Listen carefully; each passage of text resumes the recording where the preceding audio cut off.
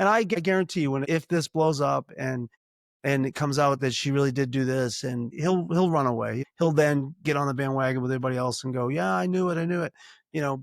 And I'm going to call bullshit when that happens, because he had the chance. All those guys had the chance a couple of years ago to put their name on this thing and protect those kids and give credibility to what these kids in Atlanta was saying. And they walked the other way. They walked the other way like cowards. And I'm calling you out.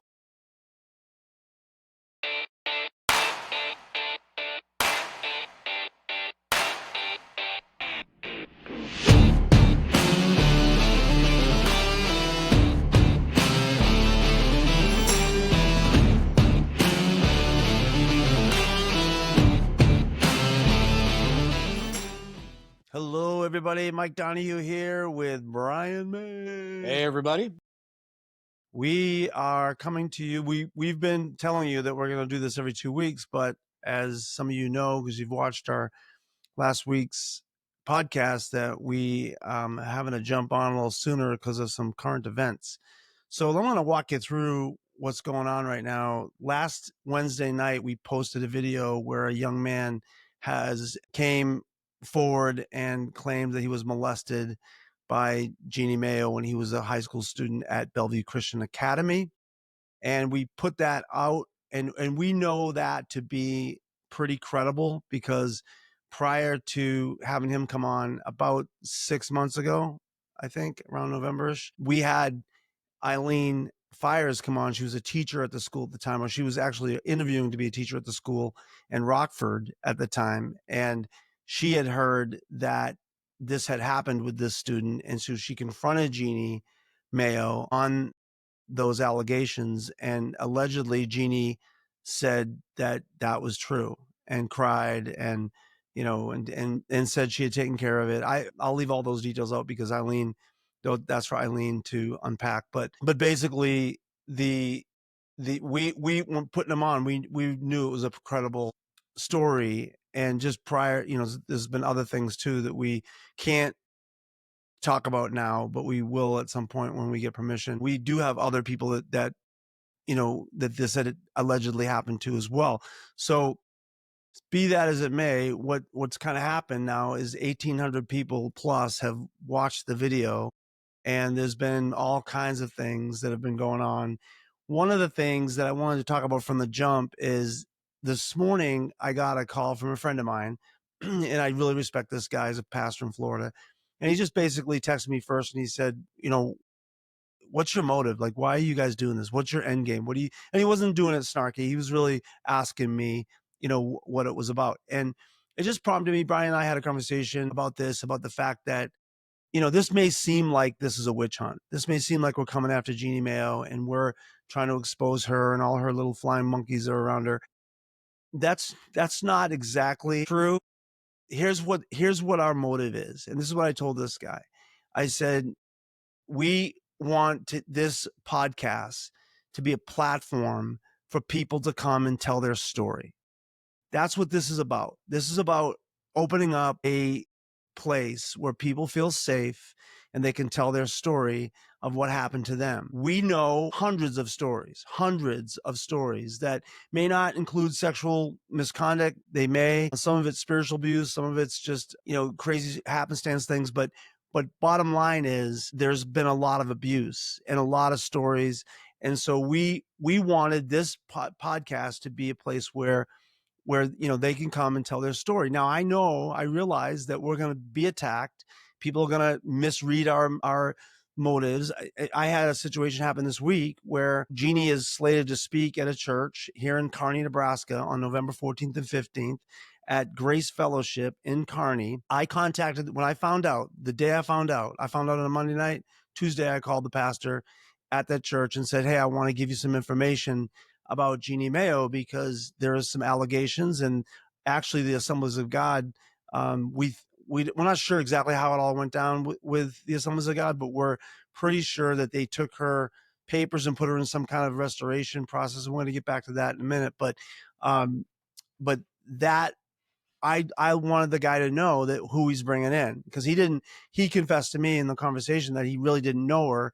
his youth pastor had gone to Cadre, and the district superintendent, youth director, the DYD for the Assemblies of God endorsed her as well. So he didn't know who he was bringing in. He just trusted these guys. So I said, listen, I've got some information on her, this change.org, some other documents. Do you want them? I asked him, do you want them? And he said, yes. So I sent them. And then we also have a friend that knows him, that they've worked together, and she was going to call him and basically collaborate our story because she has her own personal issues with Jeannie. And so we felt pretty good about, we handle this the right way, just trying to give this guy information, let you make your decision. And the day that we dropped that video last week, I texted the guy again with additional information, with the information about Sean. And it was crazy because he immediately started attacking me back and saying that my motives were to try to hurt Jeannie, because I'm not going to be part of trying to ruining somebody's life. And then he basically called me a witch. He said, you're engaging in witchcraft by doing this. And Brian, it blows me away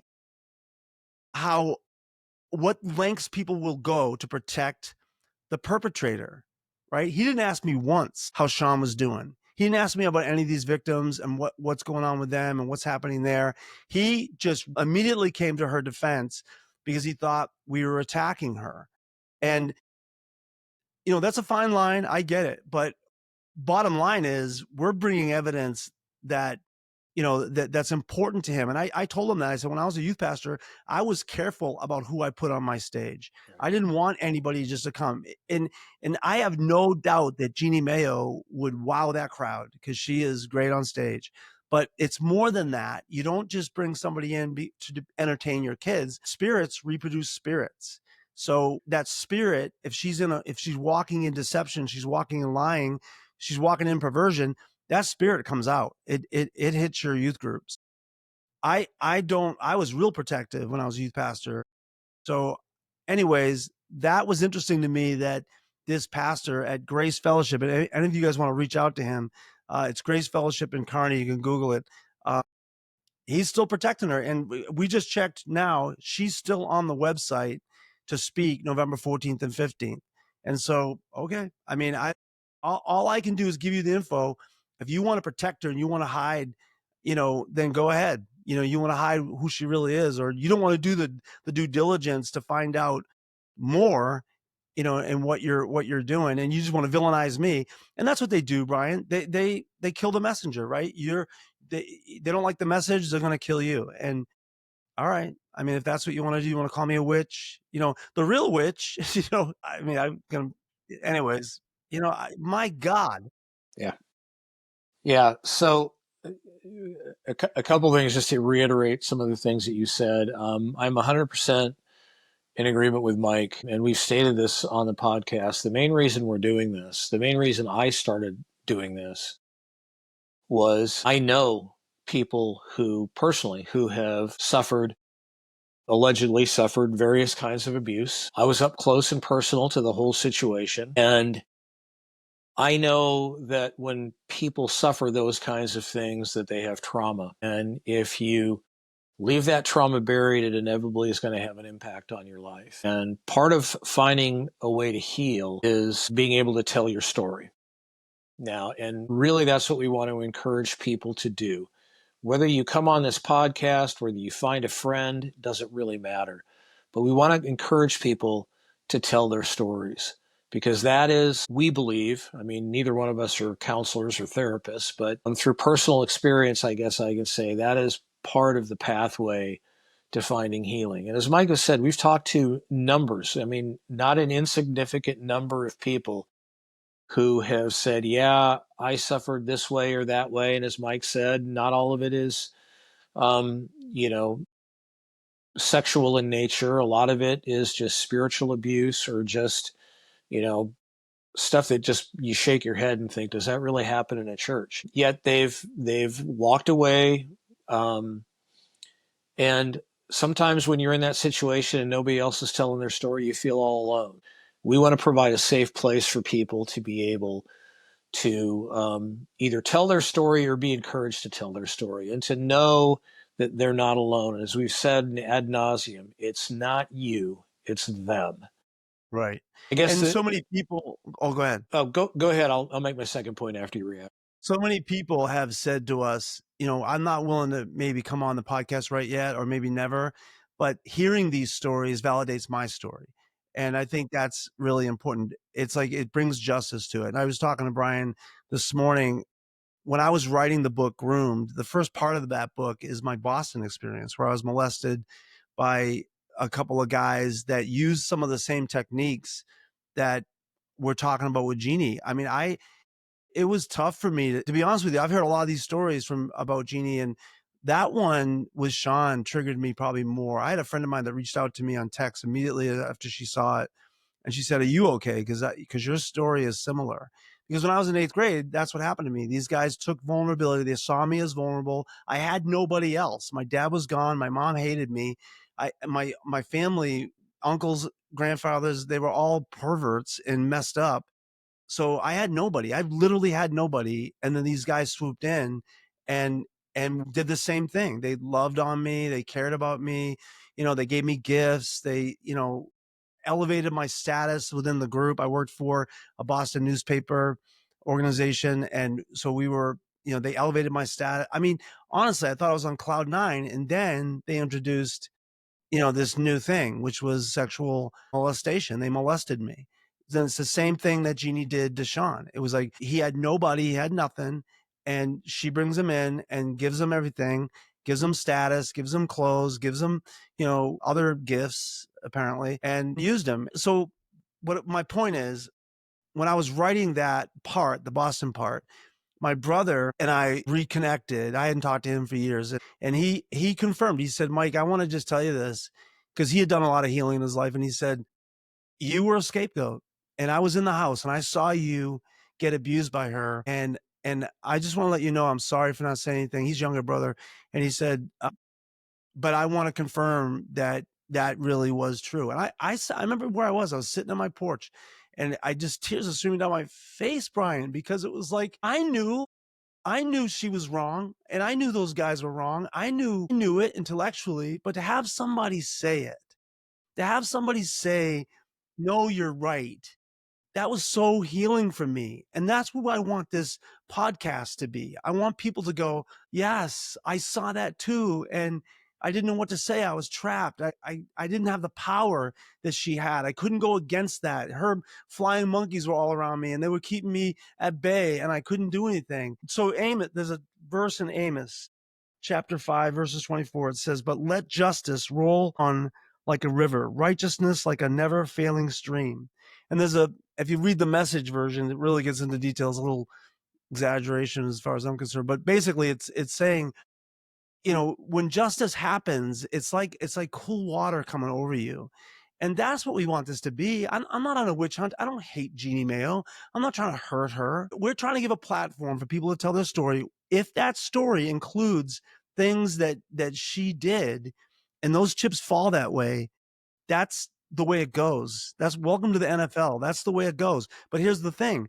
I used to protect her when those things happened. I'm not protecting her anymore. I'm not witch hunting. I'm not going after her, but I'm not going to protect her. So if somebody comes on this podcast and says she molested me, I'm not going to put a smoke screen around her like I used to and try to protect her. She's on her own. If she made that decision, then she needs to pay the price for that. If she didn't and that guy's lying, he needs to pay a price for that. But that's none of my business. All we're doing is saying, "Come tell your story." And we're going to vet it. I wouldn't have had him on if I thought he was lying. My brother, who's not a believer, and when he watched that podcast, he said, "Mike, there was nothing about that podcast that made me think that guy was lying." He said he was like honest as you could be. He almost downplayed it, right? He was almost downplaying, what happened to him, because that's what you're taught to do. It's not your fault.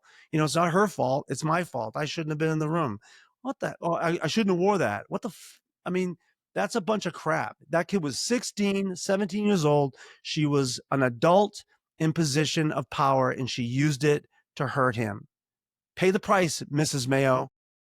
And a couple of key points there is that we have corroboration, at least that lends to the credibility of Sean's story, which is why we had him on. We believe it. We believe they were credible, that he is credible, and those were credible details. If anyone can come on the podcast and provide us information that says otherwise, you are welcome on here, because we want to be careful that we, to the best of our knowledge, are presenting people and stories here that are credible, that aren't uncredible.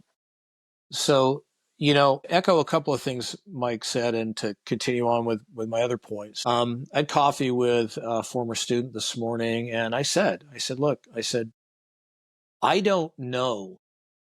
I haven't seen any evidence that Jeannie has come out, done the kinds of things you do when when you kind of get caught with your hand in the cookie jar, kind of like she did in Atlanta, make amends, say, yeah, I've been through this. I was wrong. I've changed my ways, reached out to people to, say the kinds of things that you normally would expect someone would do in that situation. If it's out there, again, please provide it. We haven't seen it, but I do hope, Mike, as you, I hope that she can find peace in her life. If all of these things are credible, if half of these things are credible, that you can just go out there and read. Here's a person, to use her terms, hurt people. And I believe that's what we're looking at here.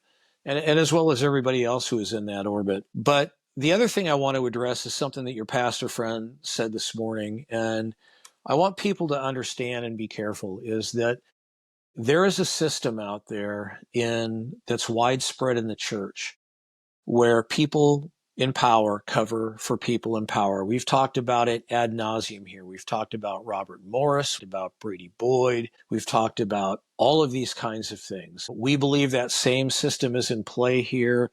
I think it's almost muscle memory for a lot of pastors when one of their own gets called out, that their natural reflex is to step back and defend. And I'm not going to make a judgment call on that, but I'm not interested in ruining anybody's life. However, I will continue to call out a system that says, we're the good guys, we can be trusted, blah, blah, blah, when these kinds of things tend to proliferate. And, if y'all are awake out there, in the past couple of years, there have been a plethora of examples of how that system has failed people who have put their trust in it. So, I will continue to call out the system and to call for justice within that system. I think that's right on. And in that vein, she, in 2020, just to give people a quick recap of what happened in 2020, there was allegations against her from former students and students that were there at the time, of ministry abuses, and there was some cover-up stuff that was going on, and she had got on her Facebook page and began to defend herself, and then there was a pile of people coming on. I actually was witness to that, because a friend of mine called me and said, get on Jeannie's Facebook. We were connected at that time. And so I was watching it, and I was watching it happen live, where, she was lying, saying, allegedly lying, saying, I didn't know these things that were happening. And then bam, bam, bam, bam, she kept getting hit by all these people that were like, no, you knew. And so then that was the snowball, and it just kept going from there. And so the Assemblies of God finally, and the District of Georgia finally had some kind of disciplinary action. What I understand, I'm looking for the actual document, so I want to be careful. I don't know the exact language they use, but as far as I was in the Assemblies of God for a while. So what they do is they have a disciplinary action they take, that's like a suspension of your license. So her license was suspended pending her doing certain things. As far as, what I understand is counseling. It's coming to, a place of repentance. They wouldn't have taken her papers if they didn't see validation in what these people were saying. And also, if she agreed to that disciplinary action, she was saying they're right.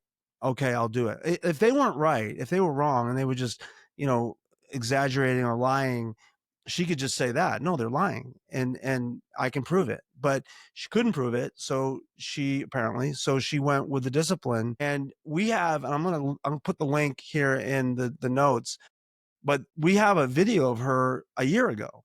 So 4 years after this happened, and allegedly she was restored. Her papers were restored because she went through this rehabilitation process. But a year ago, she was in Utica, New York, giving a talk, and we have it on video. At the 21:40 mark, she starts talking about those allegations, and she mocks the whole thing. She basically said that the people that brought those allegations against her were backslidden Christians that used to work for her that don't no longer serve Jesus. And it just makes me sick when I hear her talk sometimes. But she just it has these people in a stupor, right? And they're believing everything she says. And I know some of those people personally. I know them, and some of them have stronger faiths than I do. They love God, but she characterized them as people who are backslidden and were mad at her, and they made up she quote to quote her, lies, untold lies that are just just outlandish lies about her, right? Well, why didn't she say that to the district when they questioned her, right? Well, she didn't say that. She said, "Okay, I'll go with the discipline," which means she had some kind of admittance of what happened. Well, she gets up and says all that. Then she mentioned my book, by the way, and I'm gonna make a plug. I'm sorry. We have more copies. You want to buy this? This is called Groomed, and she talked about the book and she mocked it. But what she said, she lied about the book. She said that my ex-wife had debunked the whole thing and said it was all lies, which that's not true. This is the process. I'm just going to say it again. I already came on this podcast and walked this process back a year ago, but I'm going to do it again. 2 months before I released the book, I sent it to my ex-wife and said, read the book. You're uncomfortable with anything, tell me and I'll take it out. I don't have a relationship with her. We're not friends, but I'm not an idiot. I'm not a jerk. So I don't want to embarrass her. And there's some things I could have put in the book that really would have embarrassed her, and I didn't even put them in, right? So I was trying to honor her. Well, then she sends the book back to me. There was 2 changes. I made them. Good, right? After the book was released, then she came out and said there was some lies in the book. When I confronted her and said, "Show me," there was nothing, right? I mean, crickets, right? There was nothing. And to this day, listen, come on here and show me where I'm lying about Jeannie Mayo. Show me. I'm really open to having you come on here and tell me that that's a lie. So she basically mocked the whole process of her being disciplined by the Assemblies of God and characterizing those people as backslidden Christians who don't know Jesus anymore.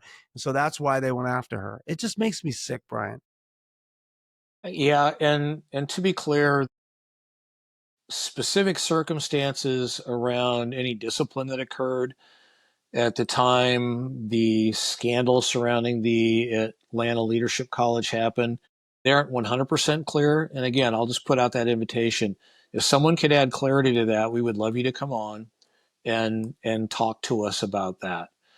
Uh, but again, we from where we're at, and we've looked and we've talked to people, we haven't seen any public documentation that there has been what the church would call repentance or those kinds of things. Reconciliation. Yeah. Reconciliation, there you go. Kind of hope we're wrong. I hope someone can come on and say, no, here are all the steps that happened, and bing, bang, boom. And if they did happen, that as well, Mike, you know as well as I do, that that would be healing to people who suffered, who don't know that information. So bringing that information to light, I would be more than happy to bring that information to light because it would have the same impact. It would say to people, yeah, okay, there's nothing wrong with me. I was a victim of what happened here. And again, just to underscore it, that's our highest and best goal here. Yeah. So to back up a little bit, this week's been crazy for all of us.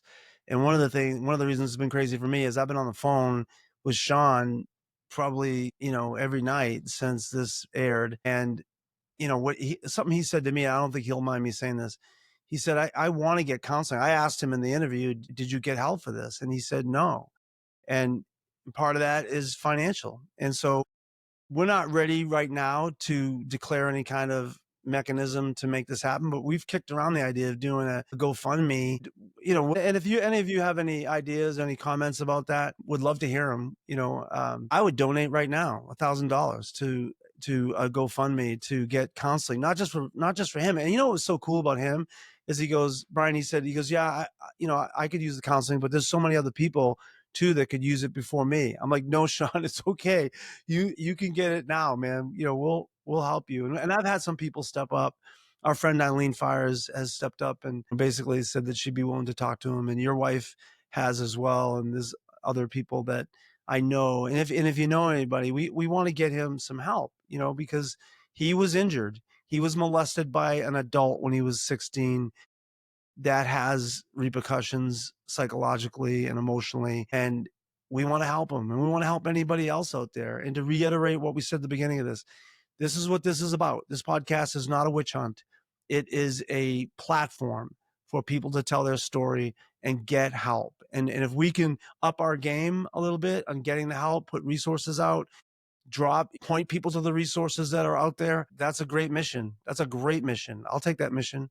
I'll take that mission any day. Yeah, kind of as I said at the top of the podcast, when this whole thing started, had to work through a lot of emotions. I had to work through a lot of pain. I had to recognize my own experience and the aftermath of that experience of being in that whole system for as long as I was, being close to her. Nothing like y'all have experienced, but the thing that really motivated me, Mike, when we first talked was I began to look around and realize that there were a lot of young people that you and I both know were in that system that walked away with bumps and bruises and scars.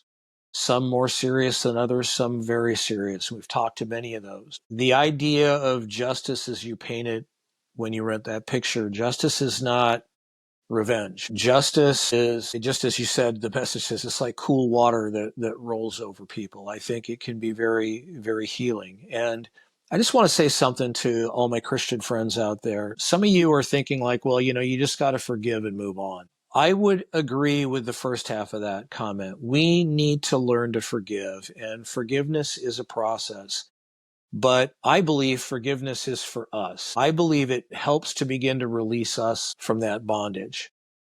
But two things, there's work to do beyond that for most of us, and it's hard work. And we want to help and support anybody that we can in doing that work. The other piece of that is that just because someone is forgiven doesn't mean there isn't an accountability for the actions, right?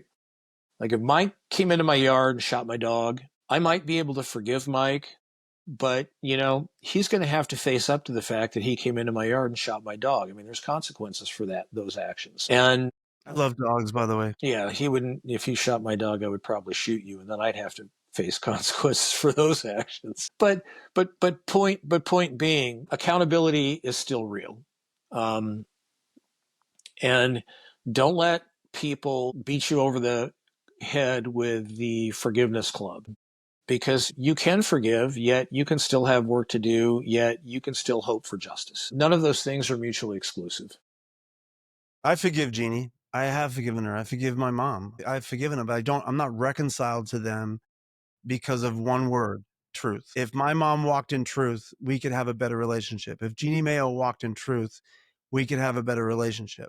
And my friend Matt, my pastor friend in Florida, he called this out of me. He said, in a good way, he's like, whenever you talk about Jeannie, you don't get that mad. But when you talk about the other people that knew about it and didn't do anything, you get really angry. And that is what I have to work through. I have to, I get more upset about that, Brian.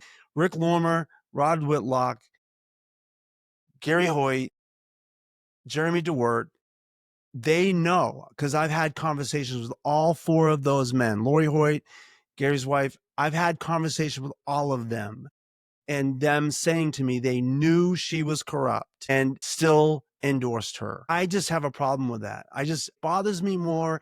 Somebody asked me like, when, because Rick and I were very close. Rick specifically and I were really close. Got a lot off Rick. Rick helped me a lot. I think I helped him a lot. We were very, very close, almost like best friends. This is where he lost me. He lost me when results and success in the ministry trumps truth. When that became more important than truth, I'm done. And I know that's true because I was in his driveway in Grand Island, Nebraska, screaming at him about what I saw with Jeannie, and he was agreeing with me. And then I went overseas with him to Asia and to Europe, and we spent a lot of time together, 2 months cumulatively together, and we talked a lot about this stuff. And he acknowledged that he knew she was corrupt. But what he said to me was, "Well, look at the numbers, look at what she does, look at her fruit." And again, their fruit mindset is fruit is results. Fruit is butts in a seat. According to the Bible, the fruit is honesty, patience, love, kindness. There's the fruit of the spirit, right? Long suffering.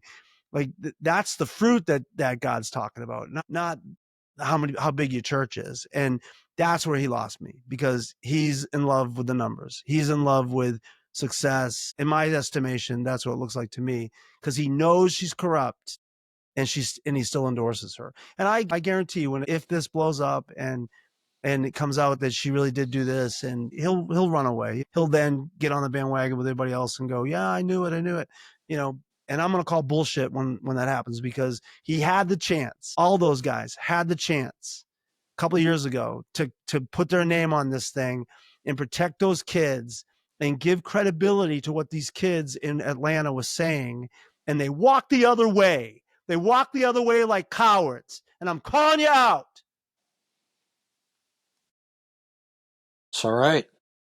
That's all right. You know, Mike, when this first started, you told me a story about someone who at the time was a very good friend of mine, probably my best friend while I was teaching at the school. And I was devastated, number one, but I felt compelled to go check it out. And I called this person up and we met, and I asked a lot of hard questions, and I walked away from that being convinced that the things that you had told me were true. So, and that was a hard thing, because this person was my friend. And that's a hard thing to do. It's a hard thing to believe about someone that, you know, at the time that you loved and you cared about. So all of you people that are around her, all I'm asking you to do is what Mike is saying. Just go look for the truth. Call her up and talk to her if you have to, or whoever, anyone who is in the same kind of situation. Be a little curious. Don't bury your head in the sand and look the other way because of your nostalgic memories or because you feel you owe these people or whatever. Just please go check it out and find a little bit of integrity in yourself to look at the information and make a decision based on the information you find, not just based on, heartstrings or wants or desires or nostalgic memories. I could have done that. And I didn't. And it was a hard thing to do, but it was a good thing to do. Well, Brian, I've got really nothing else to say except that I want to do a little plug here. Next week, we're going to have Melissa Holcomb on. She was one of those that went through a lot with Jeannie. She was on staff in Rockford and Atlanta for 15 years altogether, saw a lot. And one of the leading voices when the Atlanta stuff happened, she was one of those heralding the truth, and got hit for it, got hit hard. And so we want to have her on to tell her story. Again, this is about people telling their story, and let the chips fall where they may. People need to be accountable for what they do. And I'm going to say this. I am not a perfect person. So I have made mistakes. I engaged in some of these manipulative tactics while I was a youth pastor. I've said this before. I'll say it again. If you have grievance against me because of some of these things, then by all means, reach out to me. I will talk to you. I drove out to Colorado when somebody had basically had a beef with me, and it was legit. And I sat in their living room and I apologized to them. And it was a great time for both of us. And I'm willing to own it. I know I wasn't perfect. I know I made mistakes. And when I went through a divorce, I drank and I went off the railing. Jeannie would say I backslid or whatever. I was probably closer to God then, because I talked to God every night. There was some cuss words involved, but as Brian has taught me how to pray that way, so I just wanted. I'm full disclosure. Brian and I aren't perfect people. The difference between me and her is I'm not pretending. I'm not pretending I'm something. There's no image to protect for me. Someone said, "You think you're going to lose a lot? What am I going to lose? You take my house? You can have the mortgage too. Go ahead. I'll live in an apartment. I don't care. Like what are you going to take from me? I have nothing except the fact that I'm a sinner saved by grace. That's all I got. That's all I got. You want to take that? You got to talk to Jesus, because that's it. That's all I got. And so I know I'm not perfect. I know I've made mistakes, and I'm owning them. I'll own them more. I don't Yeah. care. Which I'll echo that. None of us is claiming to be able to walk on water here. I do think I want to bring one thing into that. And that's what Mike is saying right there, is that people will try to disqualify you when you tell your story by pointing out something that maybe you said or something you did or you didn't do right. For instance, I said many times on this podcast, when I was leaving Bellevue Christian Center, it was a very arduous process over the course of several years. And I did not deal with my confrontations with the leadership in the church in the best way I could have. I just didn't. If I had it to do over again, I would do it differently. It was honest and it was real for me. Does that disqualify what I saw? I don't think so. It speaks to me that I had some growing to do at the time, and yeah, but that doesn't disqualify what I have to say. Mike, I have a very good friend who goes to an Assembly of God church, and he's aware of a lot of these things that are going on. And he asked me, he said, when's the AG going to do something about this? And, I said, go talk to your pastor. And so he thought, yeah, I'm going to go talk to my pastor. And so if these kinds of things disturb you and you're in an Assemblies of God church, I'm not saying your pastor is bad or complicit. He probably isn't, or she probably isn't. Uh, but that's a worthy conversation to have. Understand where they stand in terms of this loose confederation of churches that they call a denomination. Because ultimately, the way that we heal the system is we provide accountability and transparency. And I don't know. I don't know every church. I don't know the whole organization. But from the stories I read and the things I see, it seems like the church in general, AG in particular, could use a little bit of transparency and accountability. And that's not going to come until the butts in the seats call for it. Yep, exactly right. All right, everybody. Thank you for tuning in. It's been an intense week. Pray for us and keep us in mind. Like, share, all that stuff. Also, don't forget, next week, Melissa Holcomb will be with us. All right. So we'll see you next week. Everybody have a safe week out there. Bye.